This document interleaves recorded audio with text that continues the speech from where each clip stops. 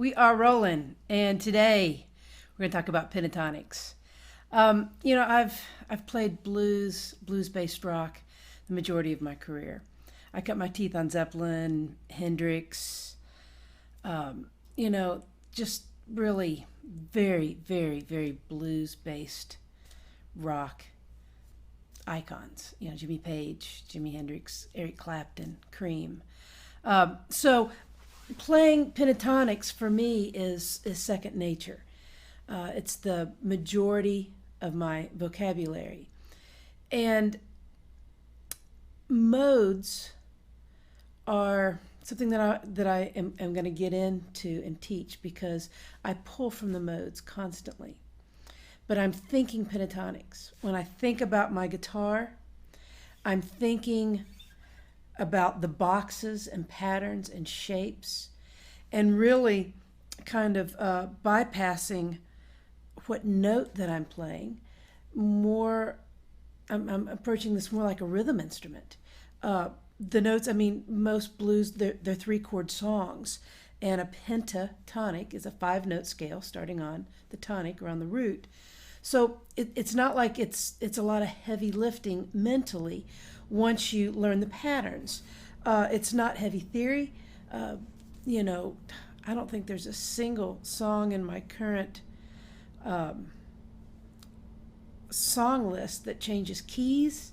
It's really about how you approach the basics, what emotion you pour into each note, the phrasing, the rhythmic patterns that you play. I play predominantly in a 3-piece band, always have. Periodically I'll play with a keyboard player, but in the Kelly Ritchie band it's been a number of years since I had a keyboard player on stage with me with any consistency. I love playing with keys, especially like B3, but by and large I'm a 3-piece guitar slinger.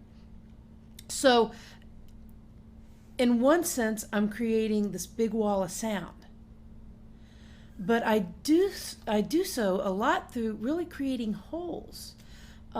If the music doesn't breathe, and if you play too much or have too big of a footprint in a 3-piece band, there's no wiggle room for the band to interact.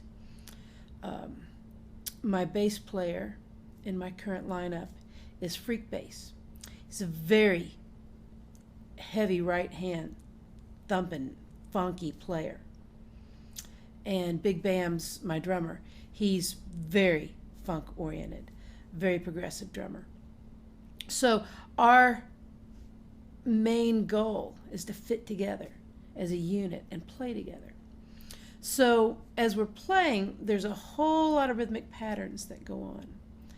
And when I'm playing, and I'm going to predominantly focus in the series on the key of E and the key of A.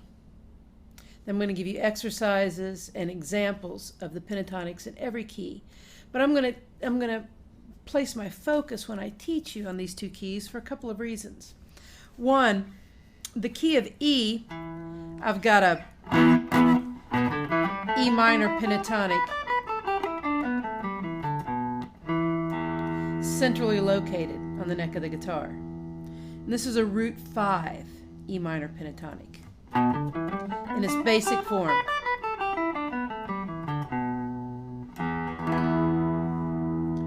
Now, I've also got an E minor pentatonic on my 12th fret, root 6,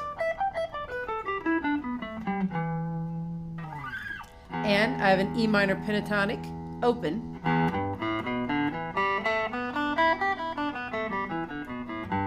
root 6 in its basic form. Now, the key of E and the key of A cover 2 different keys that are centrally located and very, very common keys used. So E, so much is played in E because you have your open strings.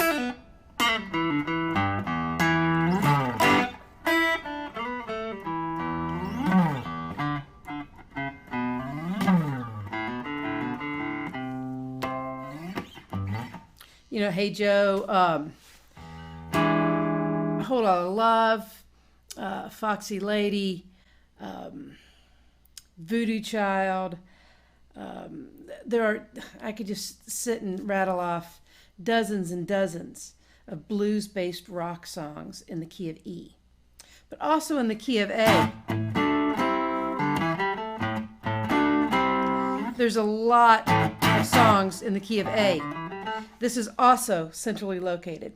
So what I'm going to want you to really get a grasp on for newer players that are learning your pentatonics, juxtaposed to players that have been playing for a long time, if you're still learning to visualize the neck of your guitar, I think it will be handy to have two critical keys centrally located in the guitar. One is based on a root 6 in this area, and one, being the A, is based on a root 5 in this area. So we'll circle back around to that and we'll break this all down. But I want to give you an overview of where we're going. We're going to look at these two keys.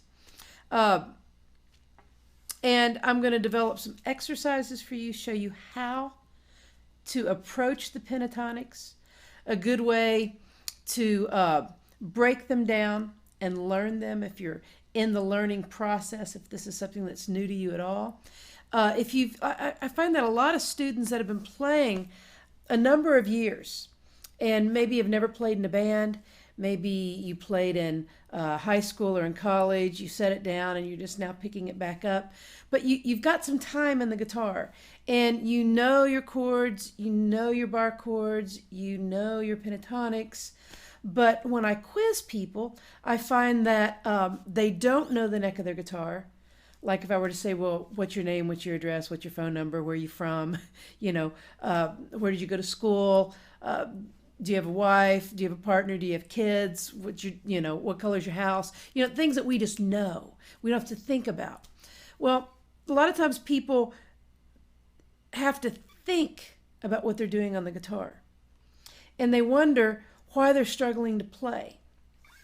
And until you can pick up this instrument and not have to think, are you able to really play it? Okay? So that's the goal of every exercise that I map out for a student.